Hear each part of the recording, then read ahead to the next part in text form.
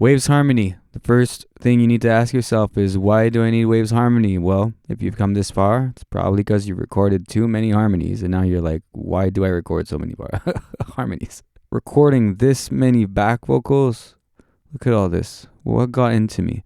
I think this is like 30 back vocals, and keep in mind, this was only Jeremy doing a back vocal of himself, but I had like a female back vocal, and I think I had like 3 singers. It was a total of like 90 back vocals because I wanted to have a big choir, and it took me hours and days to like align all of the consonants and make sure everything is pitched properly and take away all the silences, and it really takes a long time. The result, I mean, I kind of like the results. Obviously, you don't put that much time into something you're not going to enjoy, but honestly, if I would have known about this beforehand, I could have saved a lot of time. Waves Harmony is just the plugin that creates harmony for you. So you can pitch correct inside the actual plugin. You can also change the format inside of those plugins. You can pan them left and right however you want, and you have so many effects that you can add for it and so many presets you can play with it. First thing I'm going to do is make you listen to what the original sound was beforehand with all of the organic vocals, and then I'm going to make you compare with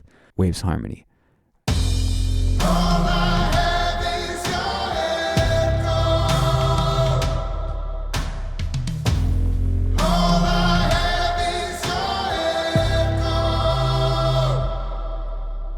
So there you have it. It's pretty straightforward, and you understand why I wanted to record so many vocals. It's like, it's cool to have a huge choir and to make it sound epic.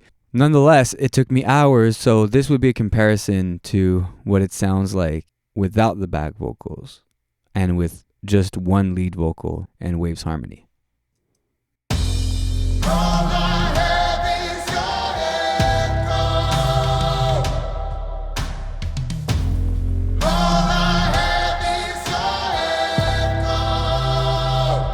What's really interesting is that, like I said, there's one vocal. I'm going to solo it in a second so you can hear it. But what's cool as well is because it's sort of like a synth type back vocal that it generates, it also added a lot of excitement to the mix, which we can't deny. That's really sweet.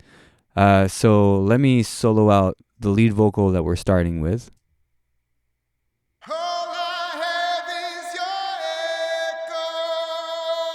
Right, and this was with the original back vocals. But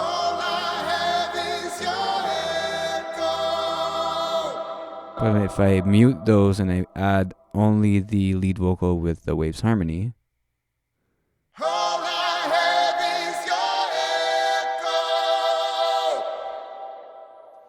alright, so let's walk you through a little bit about what's happening here. First thing you want to do is choose the right key. So we're in F harmonic minor.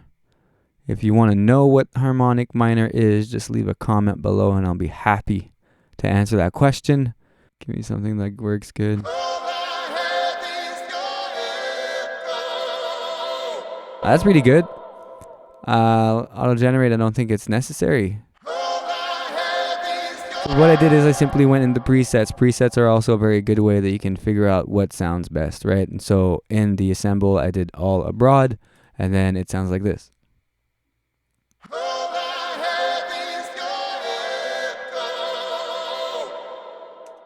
Which is really cool. It sounds great. Now, the other thing you want to keep in mind is on the top right where it says correct and the source, it's actually an autotune. Isn't that cool? There's an autotune directly in your Waves Harmony so that your source can have maybe a pitch that's a little bit more controlled so that all of the back vocals are following that pitch.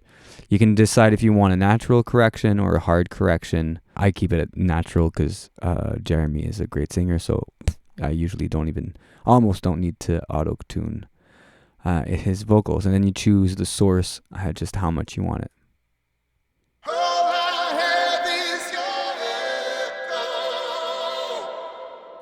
I'm going to leave it low for now because I just want you guys to hear the harmonies. And then harmony on the right is just how loud the harmonies are going to be as well.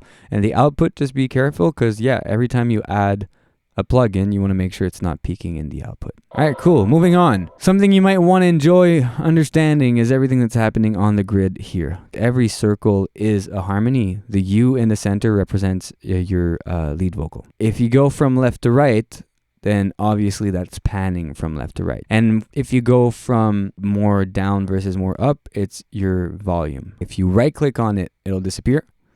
If you left click on it, it'll generate the note. You can control exactly what's happening on the left panel here. And then a trick that I often like to do, everything that's mono in a center, is you can also choose to add the octave higher or the octave lower by changing the pitch, which is something cool because you automatically sort of double the lead vocal. And you can change the format of every single one of them. So if I click on the fifth, the format is here. You can make it, you can change the tone of that back vocal nicely as well.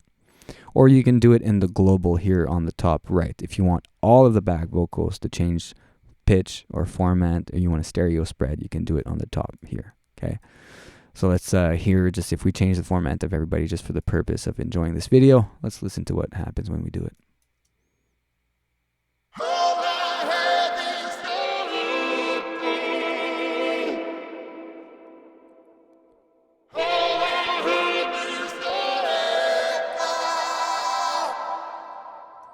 You get the point? Formant is a very, very powerful tool. So what I often like to do is the octave below. Let's say I wanted to add, say I already did it. If I add the octave below, I might want to change that format a bit lower so it sounds a bit more like woo. And then the octave higher, I might want to put it up a little bit just to sound more exciting.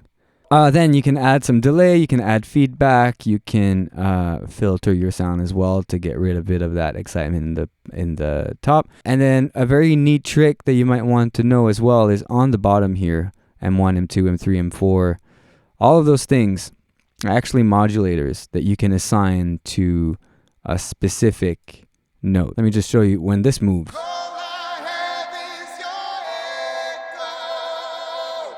What happens is for this precise harmony, we associated an LFO that once we targeted exactly what we wanted, we took it and we dragged it into the pan.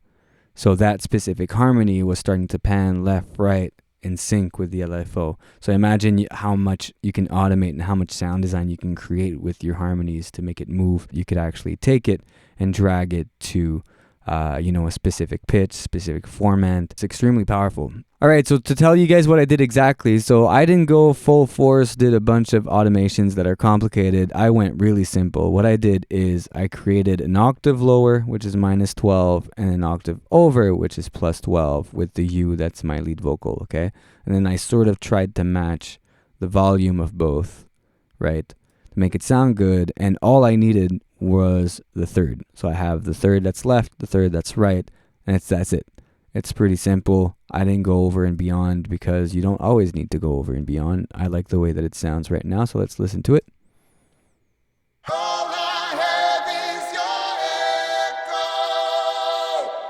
And then in context.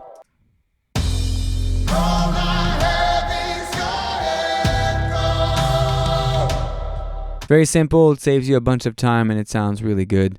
What I could do is use it in different contexts. Let me use it with when I'm feeling down would be nice. Could you hold me when I'm feeling down?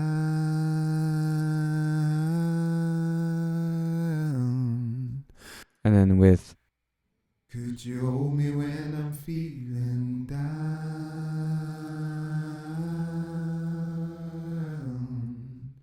Could you hold me when I'm feeling down? oh, that's really cool. The sort of like small glitches of the harmonies that it gives you, like the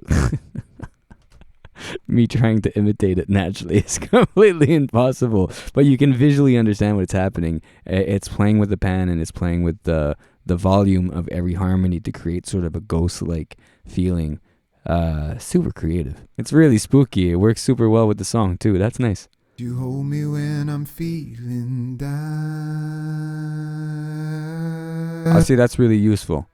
That's cool. See, if you go in artist, Justin, synth, depth, I don't know if that's what you wanted to do. I see it more as a doubler where left and right is a bit flatter, sharper. I think this is minus, so it's a little bit flatter on the left and a bit sharper on the right. That's brilliant. And it's panning left to right just a little bit just to create that smoothness, and then all of a sudden your lead vocal is just automatically wider. It's cool. Could you hold me when I'm feeling down?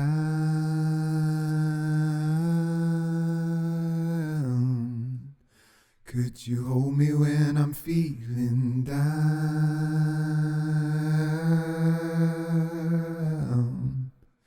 Could you hold me when I'm feeling down?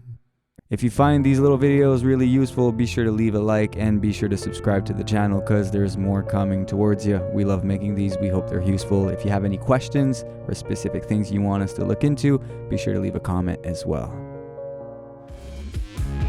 Oh, where did you go?